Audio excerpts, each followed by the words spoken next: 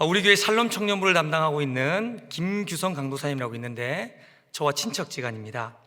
저희가 어릴 때 놀 때 이런 놀이를 하고 놀았는데 입에 물을 한 큼 먹고 앞에 상대방을 세워놓고 오른쪽 귀를 당기면 물을 오른쪽으로 뱉고 왼쪽 귀를 당기면 왼쪽으로 뱉고 턱을 당기면 앞으로 뱉으면서 서로를 맞추는 게임을 하고 놀았습니다. 게임이 좀 격해지면 물을 입에 가득 물고 그냥 패 하면서 물총 대신 입으로 상대방을 맞추는 좀 더러운 게임을 하고 자주 놀았습니다.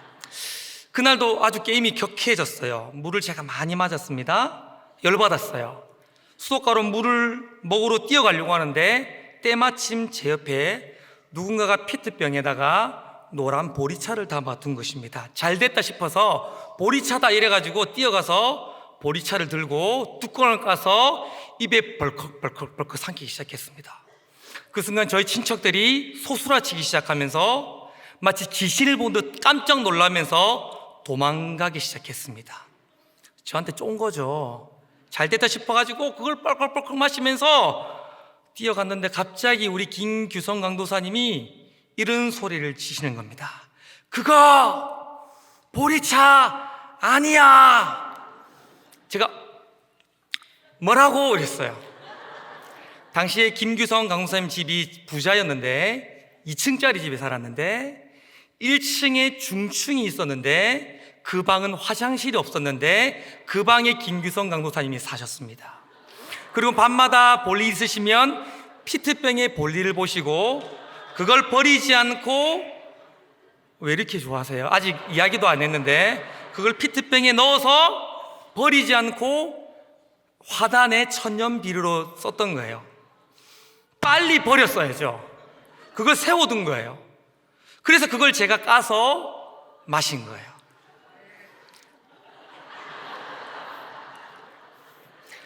그때부터 키가 크지 않기 시작했습니다. 저는 아직도 그때 우리 김규성 강사님이 외쳤던 그 외침을 잊을 수가 없습니다. 그거 보리차 아니야.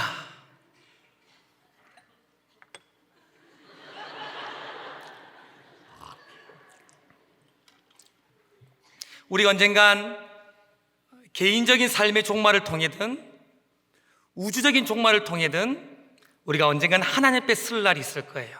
그런데 만약 그때에 우리 하나님이 이렇게 우리에게 말씀하시면 어떨 것 같습니까? 네가 믿고 있는 그것 복음 아니야. 네가 평생 붙잡고 살아왔던 그것 복음 아니야 라고 주님이 말씀하신다면 얼마나 우리가 당황스럽겠습니까? 저는 개신교 목사예요.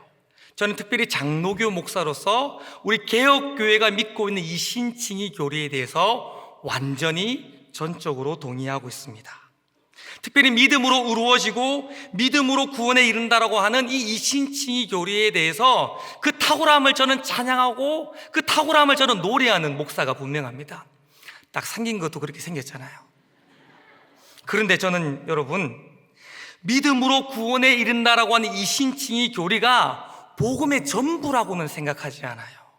믿기만 하면 구원에 이른다라고 하는 이 신칭의 교리가 복음의 결론이라고는 저는 동의할 수가 없습니다. 그러면 성경이 말하는 복음이란 무엇일까요? 특별히 복음을 가장 명확하게 설명하고 있는 이 로마서, 그리고 특별히 로마서 1장은 복음에 대한 정의와 핵심과 결론을 우리에게 선포하고 있는데 로마서 1장에 말하고 있는 복음이란 무엇일까요? 오늘 이 말씀을 잘 설명하기 위해서는 먼저 우리는 바울 서신의 구조를 잘 알 필요가 있습니다. 바울은 서신서를 기록할 때에 항상 동일하게 이런 구조로 편지를 썼는데요. 먼저 발신자가 나오고 그 다음 수신자가 나오고 그 다음 인사가 나옵니다. 로마서 1장을 보시면 먼저 로마서 1장 1절에 발신자인 바울에 대한 소개가 나와 있고요. 2절에 수신자가 나와야 정상인데 7절에 수신자가 나오고 인사가 나와요. 정말 그런가 한번 보실까요? 로마서 1장 1절 다 같이 한 목소리를 읽겠습니다. 시작.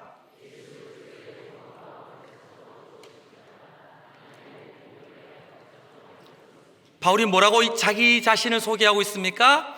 나는 그리스도의 종이다. 나는 복음을 위하여 택함을 받고 보내심을 받은 사도다라고 발신자인 자기를 소개하고 있습니다. 그리고 7절 말씀을 보시면 로마에서 하나님의 사랑하심을 받고 성도로 부르심을 받은 모든 자에게, 수신자죠. 그리고는 인사가 나오는데 하나님 우리 아버지와 주 예수 그리스도로부터 은혜와 평강이 있기를 원하노라. 1절에는 발신자, 7절에는 수신자와 인사가 나오는데 원래는 이게 붙어 나와야 정상이에요.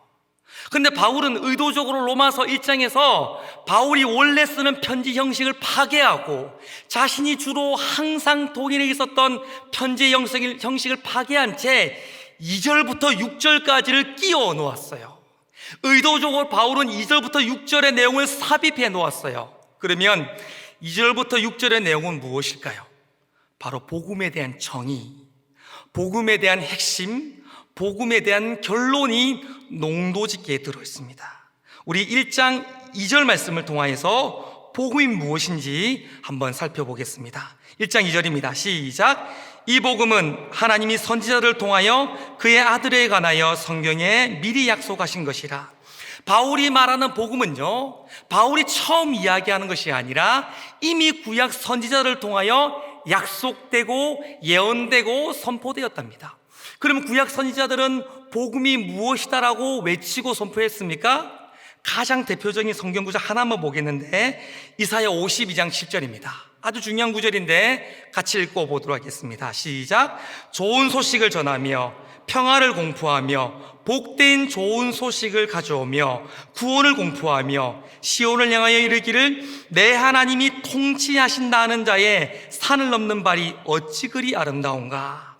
여기서 좋은 소식이란 이 단어가 신약 성경의 복음이라는 단어와 똑같은 단어예요. 구약 성경은 히브리어로 기록되어졌는데 이 히브리어를 신약 성경처럼 헬라어로 기록해 놓은 것을 70인역이라고 합니다. 근데 그 70인역에 보면 이 좋은 소식이란 이 단어를 헬라어 어떤 단어로 바꿔놓았냐면 유안겔리온으로 바꿔놨어요. 그 유안겔리온이라는 이 단어는 번역해보면 복음인 거예요. 여러분, 이사야가 외쳤던 복음, 이사야는 이사야 50장을 통해서 복음이라고 외치고 있는데 이사야가 외쳤던 복음은 어떤 내용이었습니까? 한번 따라해 보겠습니다. 하나님이 통치하신다. 한 번 더, 하나님이 통치하신다. 당시에 남유다는 바벨론의 포로였어요.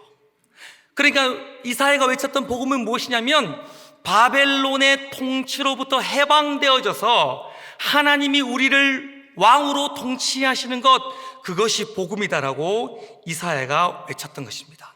이사야가 외쳤던 복음은 무엇이냐면 포로된 상태에서 해방되어져서 하나님이 왕으로 우리를 통치하시는 것, 그것이 복음이다라고 이사야는 외쳤던 것입니다. 그런데 로마서 1장 2절 말씀해 보면 이 복음은 아들에 관한 것이라고 이야기하고 있어요. 그러니까 바울이 외쳤던 복음은 어떤 복음입니까?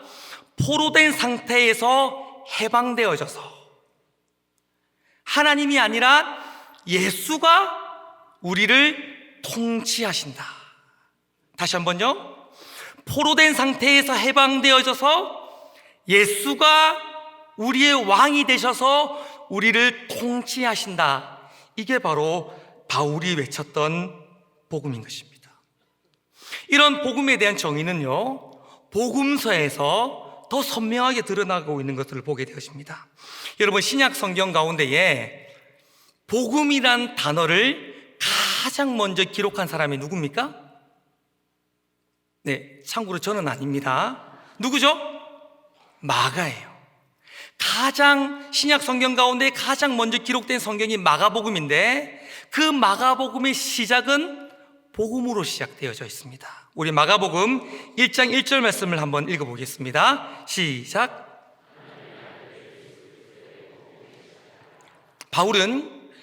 마가는 마가복음을 시작하면서 하나님의 아들 예수 그리스도의 복음의 시작이다라고 이렇게 시작하고 있어요. 여러분, 1세기 당시에 황제를 수식하는 단어들이 있었습니다. 황제는 당시에 신의 아들로 불려졌어요. 그래서 황제를 수식할 때에는 신의 아들 가이사르, 하나님의 아들 아우구투스 이렇게 말하면서 황제를 하나님의 아들로 부르던 시대였습니다. 그리고 그 황제가 말하는 말이나 황제에 대한 모든 소식은 유한겔리온이었는데 번역하면 복음이었습니다. 실제로 터키 푸레네 지역에 가보면 아우구투스의 생일을 기념하는 기념 비문이 있어요. 근데 그 기념 비문엔 뭐라 적혀 있냐면 황제의 생일을 기념하는 비문인데 이렇게 기록되어 있습니다.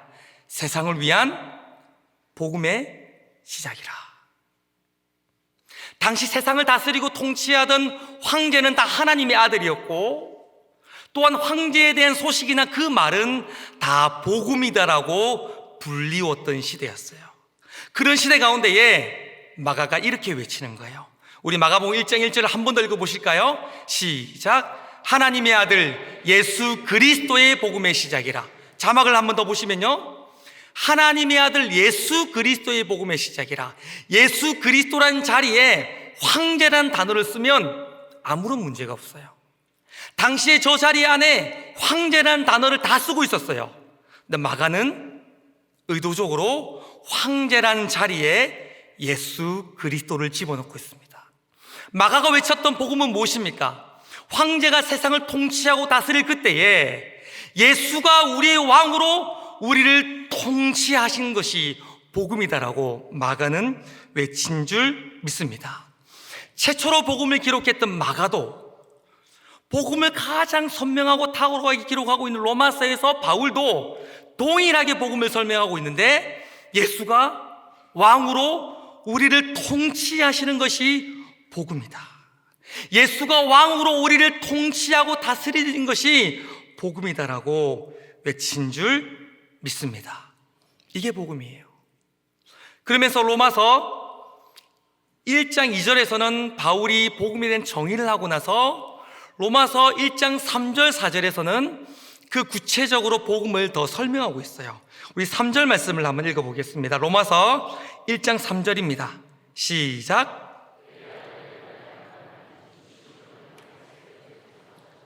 뭐라고 기록하고 있냐면 예수님은 다윗의 후손으로 오셨다라는 거예요. 이 말은 가장 기본적으로 예수님은 메시아라고 하는 표현이에요. 그런데 여러분, 사무엘하 7장에 보면 하나님께서 다윗에게 말씀하시기를 너의 왕위가 영원할 것이라 했어요. 그런데 그런 다윗의 후손으로 예수님이 오셨습니다. 그 말의 의미는 무엇입니까? 예수님은 이 땅에 왕으로 오셨다라는 거예요. 예수님은 이 땅에 왕으로 우리를 통치하기 위하여 이 땅에 오셨다라고 바울은 설명해 주고 있는 겁니다. 그리고 4절 말씀 읽어보실까요? 4절 말씀 시작. 성결의 영으로는 죽은 자들 가운데서 부활하사 능력으로 하나님의 아들로 선포되셨으니 곧 우리 주 예수 그리스도시니라.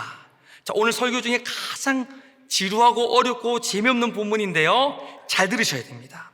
4절에서 바울은 뭐라고 얘기하냐면 예수님이 십자가에 죽으시고 부활하시고 능력으로 하나님의 아들로 선포되신 우리 주 예수 그리스도라고 바울은 예수님을 소개하고 있어요. 여기서 헬라어 문법에서 이 능력이라고 하는 이 전치사 엔 디나미스가, 벌써 재미없죠? 맞죠? 이 능력이라고 하는 이 단어가 동사인 선포되다를 수식할 수도 있고 명사인 하나님의 아들을 수식할 수도 있어요. 제 얘기가 아니라 학자들의 이야기입니다. 그러니까 능력이란 이 단어가 선포되다에 붙을 수도 있고 하나님의 아들에 붙을 수도 있다는 것입니다. 왜 중요하냐면 만약에 이 능력이란 이 단어가 선포되다를 수식하면 한글 성경처럼 해석할 수 있어요. 어떻게 읽을 수 있냐면 예수님께서 십자가에 죽으시고 부활하시는 능력 때문에 하나님의 아들로 선포되셨다, 이렇게 해석할 수 있어요. 그런데 여러분, 4절은요 2절인 복음에 대한 정의를 더 구체적으로 설명하는 구절이에요. 2절에서 바울은 복음을 어떻게 정의했습니까? 예수가 왕으로 우리를 통치하시는 것이 복음이랬어요. 근데 이런 복음에 대한 정의와 4절의 해석이 뭔가 껄끄럽게 결이 잘 안 맞는 것 같은 느낌들이 들어요. 저만 그런가요? 그런데 이 능력이라는 단어를요, 하나님의 아들과 붙여 해석해보면 본문의 내용은 달라져요. 능력이란 단어를 하나님의 아들에 붙여서 해석해보면 이렇게 해석할 수 있는데, 예수님께서 십자가에 죽으시고 부활하심으로 말미암아 능력을 가진 하나님의 아들로 선포되셨다. 예수님이 십자가에 죽으시고 부활하심으로 말미암아 어떠한 능력을 가진 하나님의 아들로 선포되셨다라고 해석할 수 있어요. 이게 옳은 해석입니다. 어떤 능력을 가진 하나님의 아들로 선포되셨습니까? 우리 빌립보서 2장 8절에서 11절까지 말씀인데요, 우리 같이 한번 읽어보겠습니다. 아주 감격적인 본문인데요, 같이 천천히 한번 읽어보겠습니다. 시작.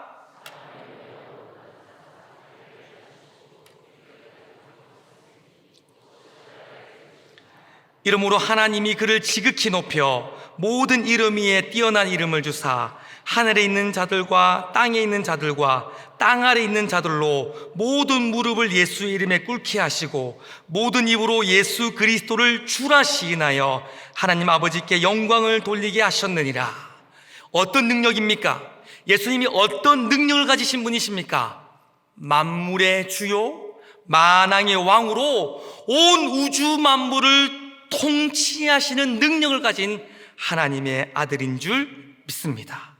이렇게 해석해보면 로마서 1장 2절에 바울이 정의한 복음, 예수가 우리의 왕으로 우리를 통치하시는 것이 복음이란 이 복음에 대한 정의와 4절의 해석이 명확하게 일치하게 되어지는 것을 보게 되어집니다.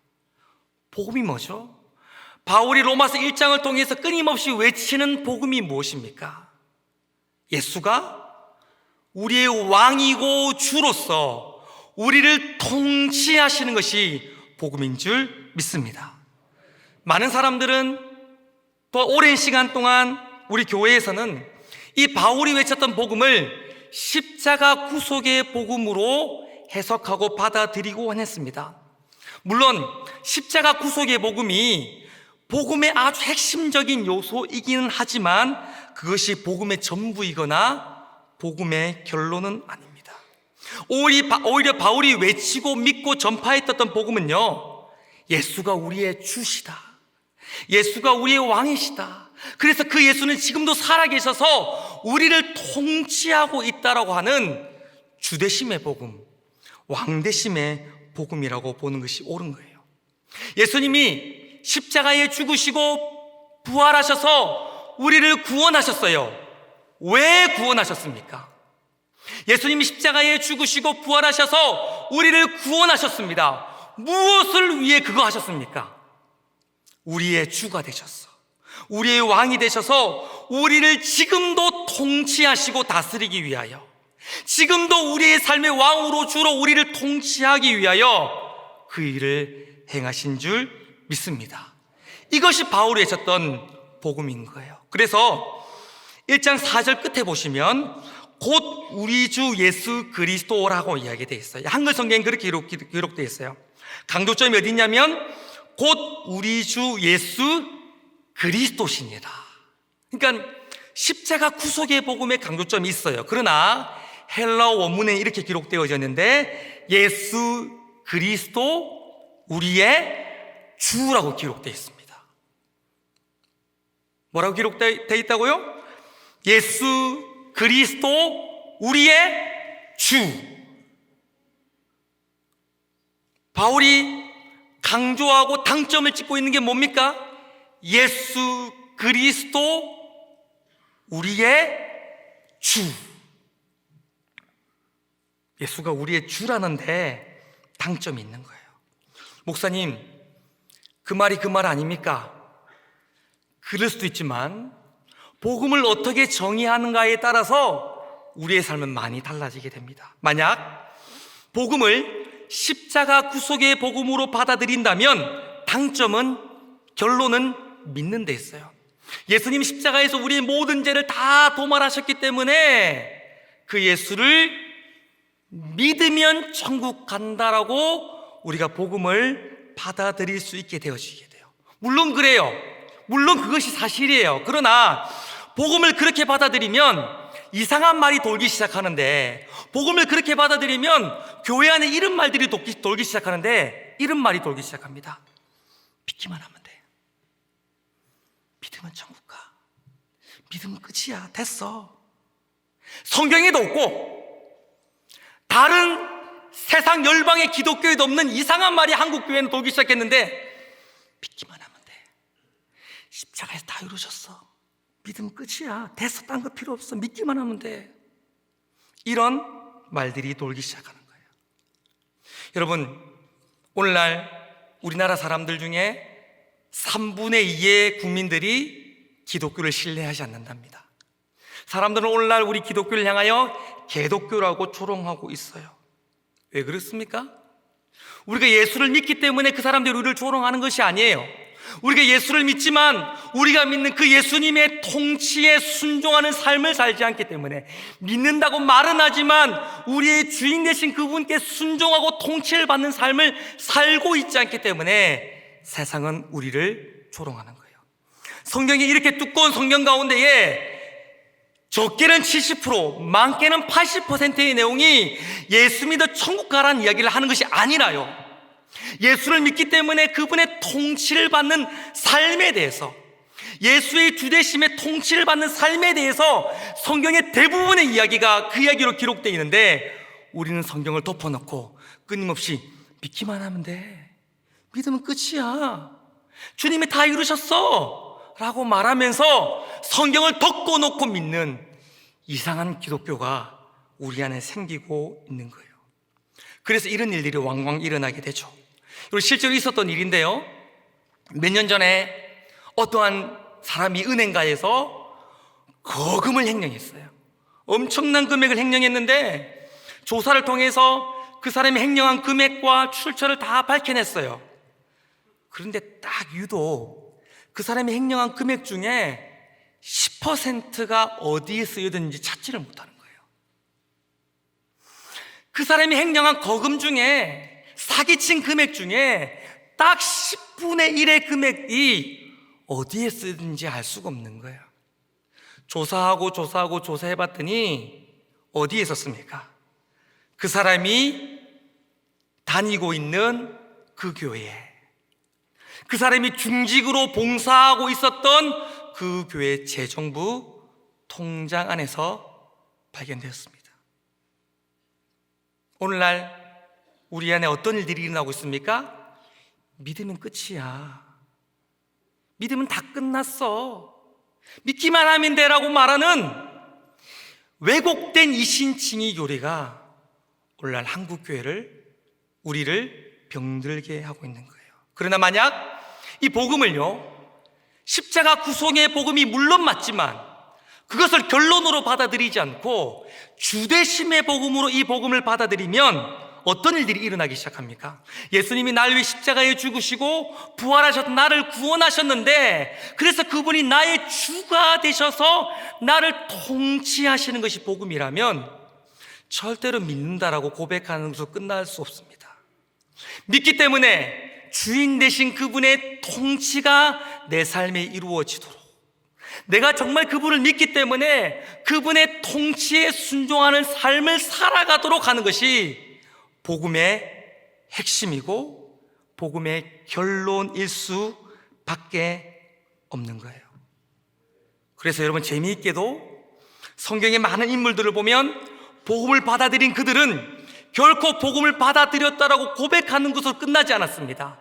그들의 삶은 급진적으로 바뀌어지기 시작했어요. 왜 바뀌어졌습니까? 예수가 주로 살아계셔서 그들의 삶을 통치하고 있었고 그 통치에 순종하는 삶을 살았기 때문에 복음을 받아들인 자들마다 삶이 급진적으로 변화될 수밖에 없었던 것입니다.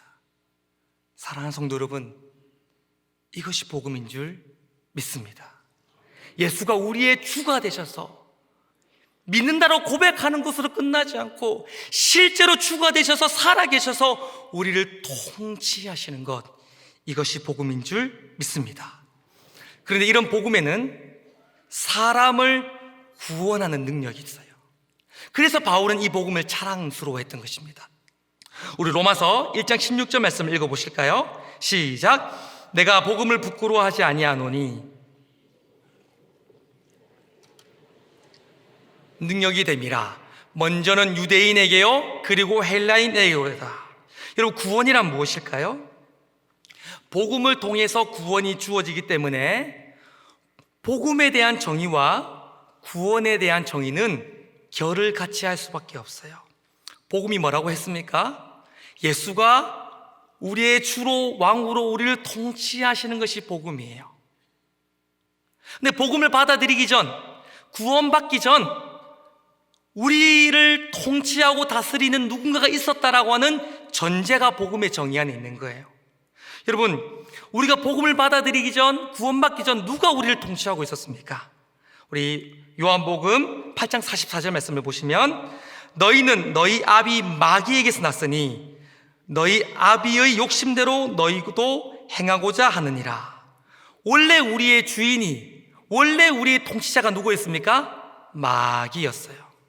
복음을 받아들이기 전, 구원받기 전 우리의 통치자는 마귀였습니다. 로마서 5장 21절 말씀 같이 읽어볼까요? 시작. 이는 제가 사망 안에서 왕 노릇한 것 같이, 구원받기 전 제가 우리의 왕이었어요. 제가 우리를 통치하고 있었어요. 그런데 성경을 가만 보시면 그런 마귀의 통치를 받고 죄의 통치를 받고 있는 우리의 상태를 어떻다라고 표현하고 있습니까? 따라해 볼까요? 사망. 여러분, 사탄의 통치와 죄의 통치를 받고 살아가는 상태가 사망인 거예요. 그런 상태, 사망의 상태에 매여 있는 자들이 결국 가는 곳이 어디입니까? 지옥인 거예요. 구원받기 전 이것이 우리의 모습이었습니다. 죄의 통치를 받고 사탄의 통치를 받으며 살아가는 상태가 사망의 상태였고, 그런 우리가 결국 갈 수밖에 없었던 것이 지옥이었습니다. 근데 구원은 어떤 것일까요? 구원은 죄와 사탄의 통치로부터 예수의 통치로 옮겨가는 것이 구원인 줄 믿습니다. 여러분, 구원은 어디 가는 게 아니에요. 구원은 어디 가는 것이 아니라 상태의 변화예요. 죄와 사탄의 통치로부터 벗어나서 예수의 통치 안으로 들어가는 것이 바로 구원인 거예요. 그런 구원의 상태에 있는 사람들이 결국 궁극에 가는 것이 어디입니까? 천국인 거예요. 그런데 이런 구원의 능력은 오직 복음 안에만 있다라고 바울은 외치고 있는 것입니다. 그런데 여러분, 이 복음은 사람을 구원하는 능력이 있는데요, 이 복음이 가진 구원의 능력은 이중성이 있습니다. 첫째는 무제한성이에요. 뭐냐면 유대인도 구원하지만 헬라인도 구원하는, 그러니까 모든 사람들을 구원하는 능력이 복음 안에 있어요. 근데 동시에 복음이 가진 구원의 능력은 제한성이 있습니다. 어떤 제한성이 있습니까? 믿는 자라고 하는 제한성이 있어요. 믿는 자가 복음을 통해서 구원에 이르게 되는 것입니다. 복음을 믿는 자가 구원을 받게 되어지는 것입니다. 그렇다면 믿음이란 무엇일까요? 여러분, 저를 한번 보시겠어요? 믿음이 뭡니까? 믿음이 뭐죠? 믿음이 뭐냐고요? 여러분, 제가 믿음에 대해서 얘기할 건데 여러분 깜짝 놀라실 겁니다. 제가 믿음에 대해서 정의해 드릴 건데 깜짝 놀라실 거예요. 임산부나 노약자는 귀를 막으십시오. 너무 놀라실 수 있으니까 졸도하지 않도록 조심하시고요. 그렇습니다. 들으실 준비가 되셨습니까? 깜짝 놀라실 겁니다. 믿음이란 무엇인가? 한잔하고 얘기하겠습니다. 믿는 자라고 할 때 이 믿는 자가 어떻게 기록되어져 있는가? 괜찮게 들을 준비되셨습니까? 믿는 자는 현재 분사로 기록됐습니다. 많이 놀라셨죠? 여러분, 현재 분사는 어떨 때 쓰는 단어입니까? 단회적인 사건이 아니라 계속 반복되어지는 어떤 모습을 설명할 때 현재 분사를 쓰고 있어요. 그러니까 믿는다는 것은 단회적인 사건이나 한순간 고백하는 것이 아니라는 겁니다. 믿는다는 건 반복적으로 지속적으로 이어져가는 삶이라는 거예요. 많이 놀라신 것 같은데요. 그런 것 같아요. 여러분, 그래서 이런 유명한 이야기가 있지 않습니까? 믿음은 곧 순종하는 삶이다. 이 이야기 누가 했습니까? 제가 했습니다. 여러분, 믿음이란 내가 예수를 믿습니다라고 하는 한순간 단회적인 고백이 아니라 그 고백대로 내 삶의 현장 가운데에 그분의 통치를 받아가며 살아가는 삶의 연속성, 그 삶에 이어져가는, 반복되어져가는 삶이다라고 바울은 힘주어 말하고 있는 거예요. 믿음에 대해서 이렇게 설명할 수 있는데 부부관계로 설명할 수 있습니다. 여러분, 우리가 사랑하기 때문에 더 사랑하는 삶을 살기 위하여 부부가 되려고 합니다. 부부가 되기 위하여 하는 게 뭡니까? 결혼식이에요. 결혼식은 단회적인 사건입니다. 한 번밖에 없어요. 더 중요한 건 뭡니까? 결혼식 이후에 사랑하는 부부로서의 삶이 훨씬 더 중요한 것입니다. 마찬가지입니다. 믿음은 예수님과 부부가 되는 거예요.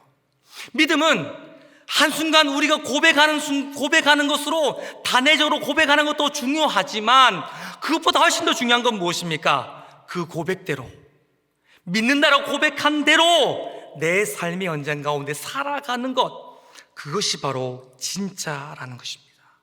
오늘날 많은 사람들은 내가 몇 년, 며칠, 언제 예수님을 믿었다라고 말하면서, 물론 그렇지만 그것으로 내 믿음을 다 정의하는 경우가 있습니다.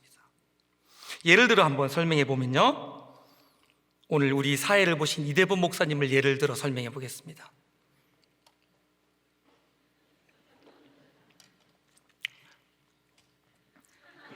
우리 이대범 목사님은 소년부를 섬기고 있는 신미영 전도사님과 결혼한 부부 사이입니다. 맞죠?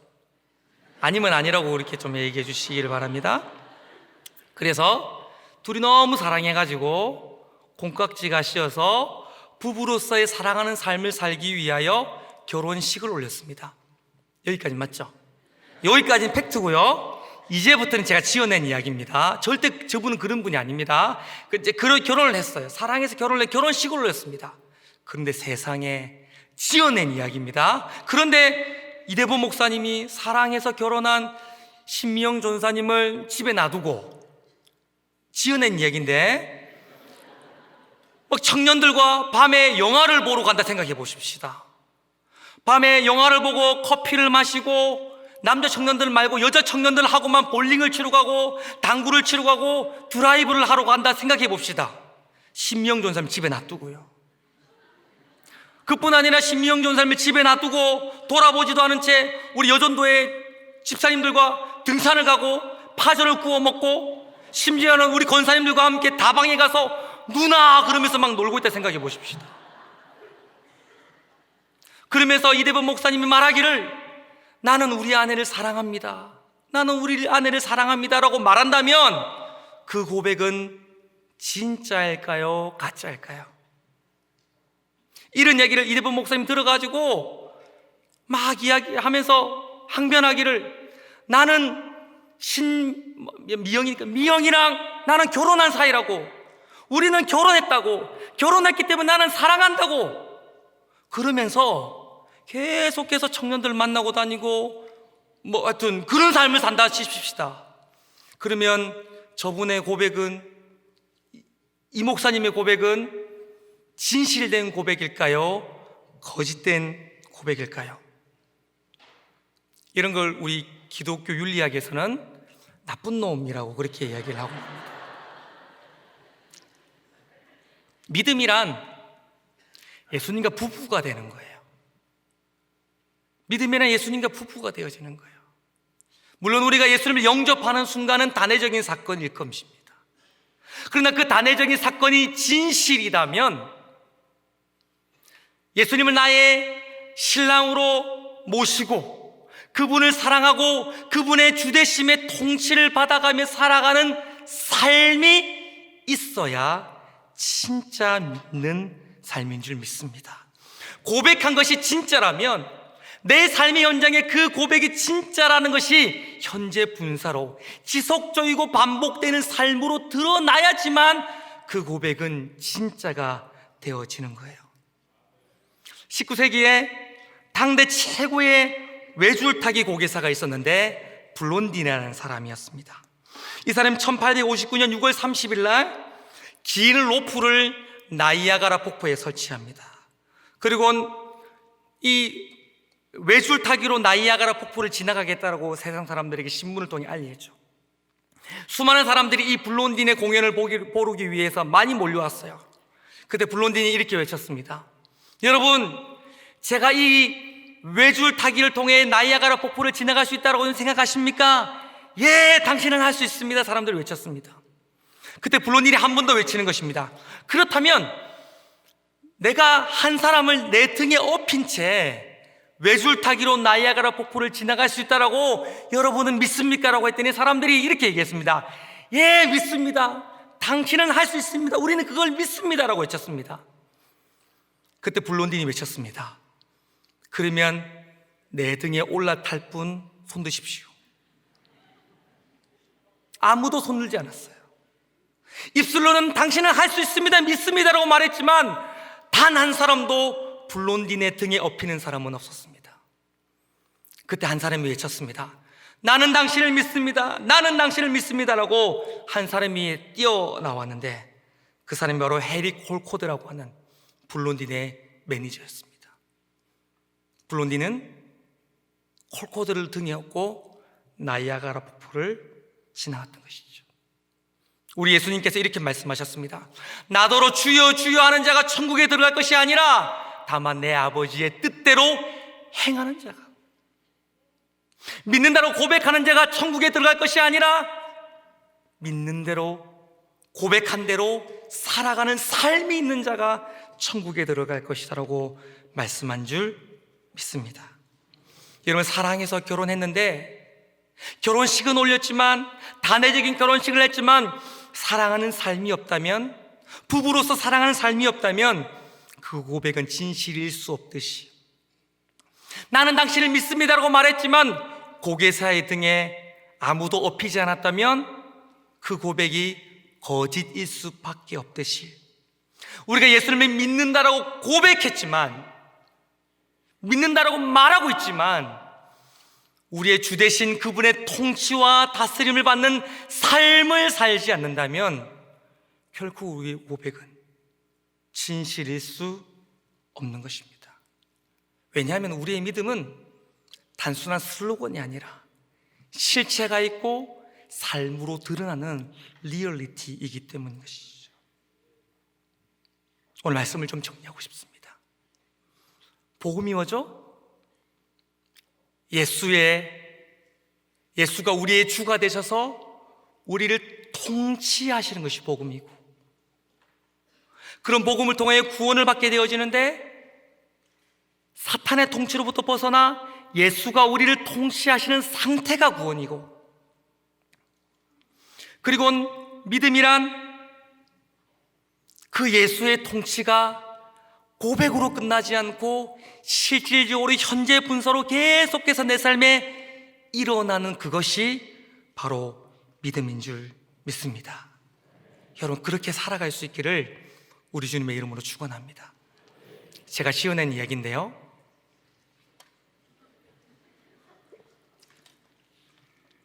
김치찌개를 정말 잘 끓이는 주부가 있었는데 어느 날 김치찌개 백종원 레시피를 받아든 거예요.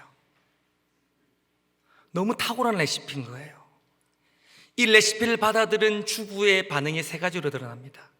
첫째는 이 레시피를 받아들면서 아이고 김 집사는 이렇게 못 끓이네, 김치찌개도 못 끓이네 박건사는 라고 말하면서 다른 사람을 판단하는 사람이 있습니다. 두 번째 사람은 그 레시피를 보면 좌절하는 사람이 있습니다.